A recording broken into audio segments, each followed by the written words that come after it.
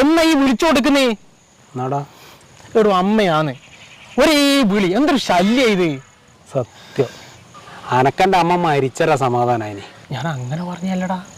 ശരിക്കൂ രാവിലെ എണീറ്റാല് രാത്രി വീട്ടിൽ പോയി കിടക്കുന്നവരെ ശല്യം തന്നെയാനു. എവിടെയെങ്കിലും പോയാലോ ഒരു 100 പ്രാവശ്യം വിളിക്കും. വീട്ടിലേക്ക് തിരിച്ചു വരുമ്പോൾ ചിലപ്പോൾ രാത്രി 12 മണിയെല്ലായിട്ടുണ്ടാവും.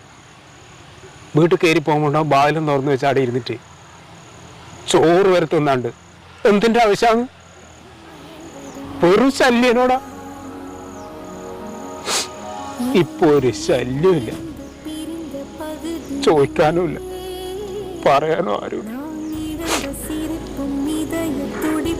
ആ ശല്യം തീർന്നാല് അതോടെ തീർന്നതാ നമ്മളെല്ലാം ജീവിതം.